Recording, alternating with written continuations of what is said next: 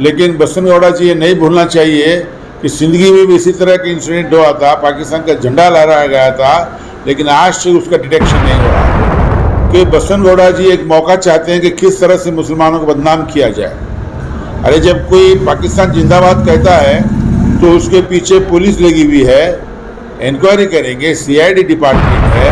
अब क्योंकि बसंत गौड़ा जी आप ये नहीं जानते कि असेंबली में कौन सी बात करना चाहिए और कौन सी नहीं बात करना चाहिए। एक मामूली कमिश्नर का जब अपॉइंटमेंट होता है बीजापुर में, म्यूनसिपैलिटी कॉरपोरेशन कमिश्नर का, उसको बहुत बड़ा इश्यू आप असेंबली में बनाते हैं। तो ऐसा लगता है कि आप सिर्फ मुसलमान को बदनाम करने के लिए पैदा हुए हैं। मुझे ये मालूम नहीं कि आपको मुसलमानों से क्या दुश्मनी है। अगर कोई पर्सनल दुश्मनी है आपको मुसलमानों से, हमसे बैठ के बात कीजिए। बसंत गौड़ा जी आपको नहीं भूलना चाहिए कि आप जो है आपके ऊपर एक खोटा वोटिंग करने का भी एक दावा लगा गया है। खोटा इलेक्शन करके आप MLA बने हैं। आप ये मत भूलिए, ये देश मुसलमानों का भी है, हिंदुओं का भी है। जब भगत सिंह को फांसी चढ़ाई गई थी, उसके साथ साथ में अशफाक उल्लाह जी को भी चढ़ाया गया था। शिवाजी का जो राइट हैंड था वो मुस्लिम था।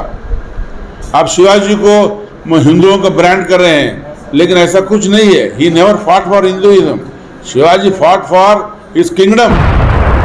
बसंत गौड़ा जी की बातों में मत आए। MLA बना रहे हैं आप, उनको बनाइए। हमारा ऑब्जेक्शन है, those who get the more votes he will be elected.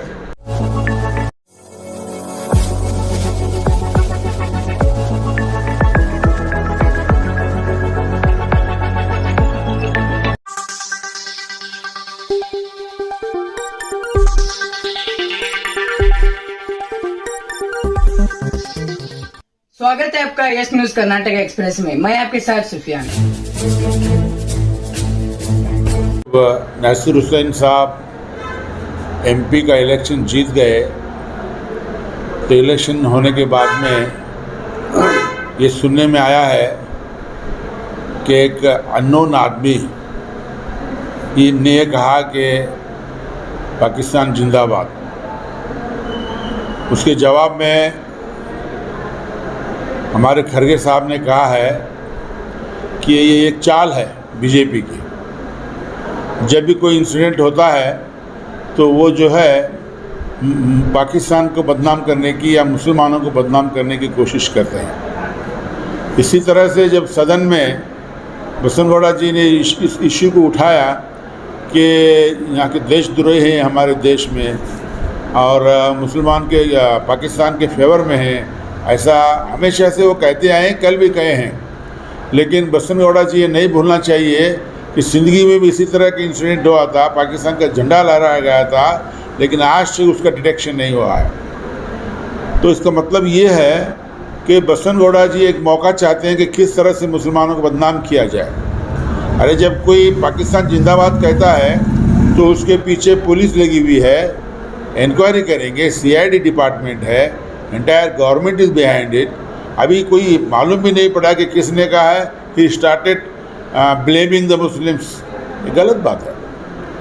और खरगे साहब ने बहुत अच्छा कहा है कि ये BJP की चाल है हमारे कांग्रेस को बदनाम करने की या मुसलमानों को बदनाम करने। इसी तरह से MP पाटिल साहब ने इनका बसंत गौड़ा का जवाब देते हुए कहा है कि आप जो हर बात को मुसलमानों को बदनाम करने की कोशिश मत करें जब तक कि ये मालूम न हो जाए कि किसने किया है।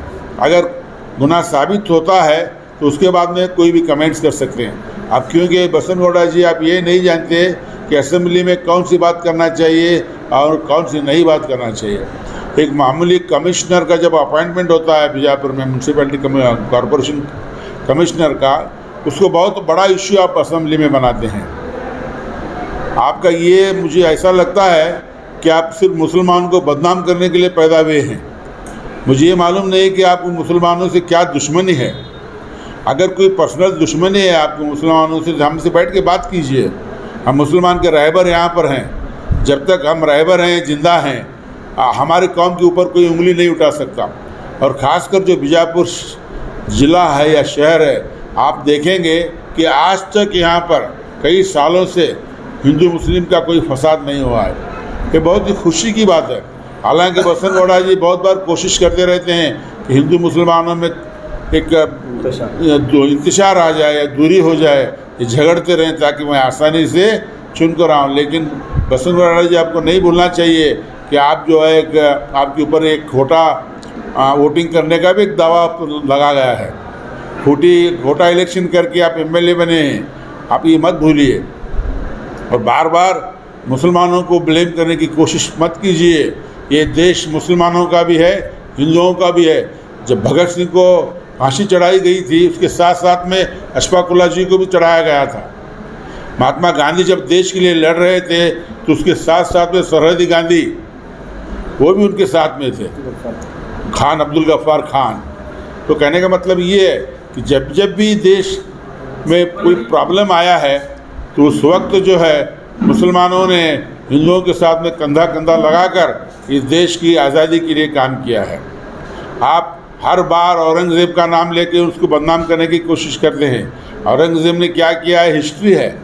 अगर किसी ने अगर कुछ ने कोई हिंदू मुस्लिम का फसाद करने की कोशिश की औरंगज़ेब ने, तो आप रिकॉर्ड बताइए। बिकॉज बिफोर इंडिपेंडेंस जो भी फाइटिंग होती थी, that fighting was against the Britishers. उससे पहले जो जंग होता था, वो जंग में जो है हिंदू मुस्लिम का जंग नहीं था, वो खाली राजा हिंदू मुस्लिम का होता था। लेकिन उसकी आर्मी में हिंदू होते थे, मुसलमान बादशाह था, आर्मी हिंदू थी। हिंदू बादशाह था, आर्मी मुसलमानों की थी। शिवाजी का जो राइट हैंड था वो मुस्लिम था। आप शिवाजी को हिंदुओं का ब्रांड कर रहे हैं, लेकिन ऐसा कुछ नहीं है। He never fought for Hinduism. Shivaji fought for his kingdom. He fought against the Mughals. The fighting was, the war was against the king to king, not against the country to country or not against the Hindu or Muslim. Hindustan में जो पहली जंग लड़ी गई ब्रिटिशों के खिलाफ, तो वो जो जंग थी that was fought by the Siraj-ud-Daulah Calcutta में। कलकत्ता में पहला आदमी था जिसने लॉर्ड किलाइयों के साथ में प्लासी की जंग लड़ी। और उस देश को आज़ाद करने में सिराजुद्दौला का बहुत बड़ा कंट्रीब्यूशन है। आज सिराजुद्दौला की पहचान नहीं है इस देश में। उसके बाद में टीपू सुल्तान जी ने इस देश की खातिर जंग लड़ी। आप मुसलमानों को नहीं भुला सकते। ये हिंदू भाइयों से मेरी ये गुजारिश है कि आप जो है बसंत गौड़ा जी की बातों में मत आएँ। एमएलए बना रहे हैं, आप उनको बनाइए। हमारा ऑब्जेक्शन है, those who get the more votes he will be elected. अब वो खोटा किया है या सच्चा इलेक्शन है, that the court will decide. But till then the order of the court that you are innocent and you have not committed any election offences, then you will be set free to talk any kind of nonsense which you always speaks. Basant Gowda has a sense of nonsense. He has no sense at all. You listen to Mr. M.B. Patil. See how he has corrected you. ये ज़रूरी है कि कोई आपको ये कहे कि आप जो कह रहे हैं वो गलत है या गलत है। मत कीजिए ऐसा काम। आप अपने ज़बान को रोकने की कोशिश कीजिए।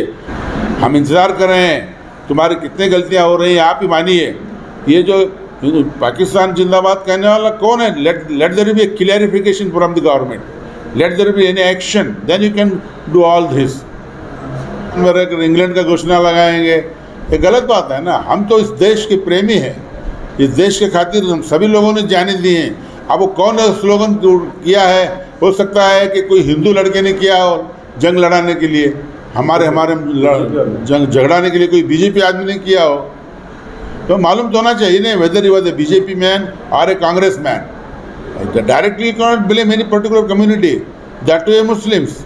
हर बात के लिए मुस्लिम मुस्लिम कहना अच्छा नहीं है। बीजेपी जो है they know they raise the issue. अब परसों जब हुबली में एक मामूली आदमी था, वो उसको जब अरेस्ट किया गया तो उसने कितना बढ़िया रिएक्शन उन्होंने दिया, because they have no issues at all. जब उनका एमपी हमारे मुख्यमंत्री को ले तो बीजेपी उसको खामोश बैठती है। BJP has not condemned the act of mister Hegde, Anant Hegde. Condemn किए क्या कोई? When a chief minister who is head of the state, he has been insulted by the Anant Hegde, and Chief Minister also kept quiet. I feel very sorry about our Chief Minister also. I don't know why he kept quiet. He should have taken against him. He should have filed case against him. They snubbed the matter. That is not correct. मैं Chief Minister से अनुरोध करता हूँ कि वो he should let he come forward and file a case against Anant Hegde. खामोश मत बैठिए. You are head of the state. Head of the state should not be abused by any person who is in Karnataka. मुसलमानों को गाली देने के लिए, उनको कुछ कहने के, बुरा भला कहने के लिए बसवनगौड़ा को एक चांस चाहिए. अरे लेकिन इसमें कुछ वो इश्यू ही नहीं है ना. जो रेस किया है, पाकिस्तान का जो स्लोगन हुआ है पाकिस्तान जिंदाबाद, किसने किया है अभी मालूम ही नहीं हुआ कि you started condemning to the Muslims. Pakistan का नाम है, करेक्ट है, पाकिस्तान मुसलमान ही जय वगली बोला बोल के क्या है, तुम्हारे पास प्रूफ है? Why you want to blame the Muslims for all the misdeeds? Delta learn online spoken English classes लाया है आपके लिए सुनहरा मौका. स्पोकन इंग्लिश आजकल ना सिर्फ एक शौक़ है बल्कि अहम ज़रूरत बन चुका है.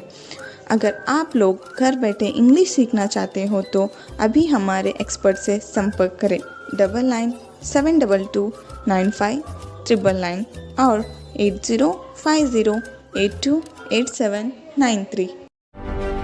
ಯಾವುದೇ ಹೊಸ ಸುದ್ದಿಯನ್ನ ನೋಡಲು ನಮ್ಮ ಎಸ್ ನ್ಯೂಸ್ ಕರ್ನಾಟಕ ಎಕ್ಸ್‌ಪ್ರೆಸ್‌ನ ನೋಡ್ತಾ ಇರಿ.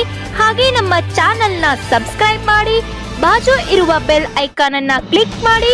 ಹಾಗೆ ನಮ್ಮ ಚಾನೆಲ್‌ನ ಲೈಕ್ ಮಾಡಿ, ಶೇರ್ ಮಾಡಿ. ನಮ್ಮ ನಡೆ ಸತ್ಯದ ಕಡೆ.